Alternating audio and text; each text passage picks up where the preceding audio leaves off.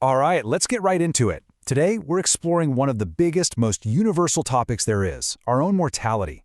But we're going to do it by looking through this amazing window, a huge, totally unfiltered online conversation where thousands of people shared what they really think and feel about it. It all kicked off with this one simple, incredibly direct question. I mean, it's a question we all think about, right? So before we go any further, just take a second. What's your honest answer to that? And wow, did people answer.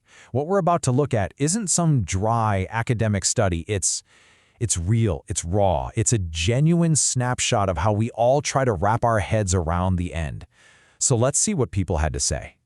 And right out of the gate, you get a comment that it hits home for so many of us.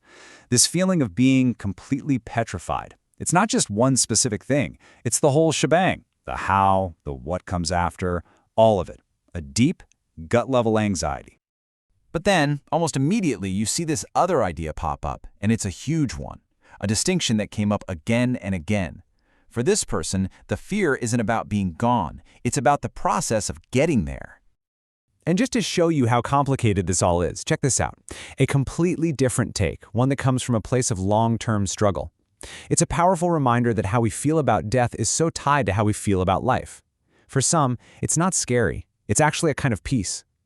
So this really brings us to the first major theme you see over and over in these comments. For a massive number of people, the real anxiety isn't about the state of being dead. It's about the process of dying. Yep, there it is again, put so clearly. The fear is tied to things we already understand in life, right? Pain, suffering, losing control. It's the fear of that physical journey before the final moment. I mean, could you say it any more directly? This comment just perfectly nails that distinction. It separates the destination from the journey, and it's a feeling that obviously thousands of people share. So just how many people felt that way? Well, it wasn't just a handful. That one comment we saw earlier, the one about being scared of how it happens, it got over 14,000 likes.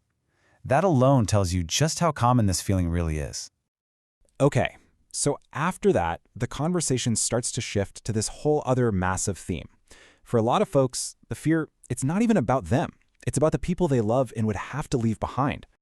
It's like the fear turns inside out. It becomes this deeply empathetic thing. The question stops being, what's going to happen to me, and turns into, how are they going to get by without me? It's a fear that's really rooted in love. And this is such a good point, because it flips the script. It's not just the fear of leaving. It's the absolute terror of being the one who's left behind. The fear of having your whole world just shattered when someone you love is gone. And this is where it just gets you right in the gut. It stops being some big abstract idea and becomes incredibly specific. The thought of a daughter growing up without her parent, of not being there for all those moments. For so many people, this is where the fear really, really hurts. All right, so let's get to the big one, the million-dollar question, right? Beyond the pain, beyond the people we love, there's that fundamental mystery. What happens next? What, if anything, is on the other side? And you basically see people falling into two totally different camps here. On one side, you have the deep, chilling fear of, well, nothing, of just ceasing to exist. And on the other side, you have the incredible comfort that comes from faith and a certainty about what's to come. Wow. I mean, this person just puts words to that feeling so well. Existence is all I know.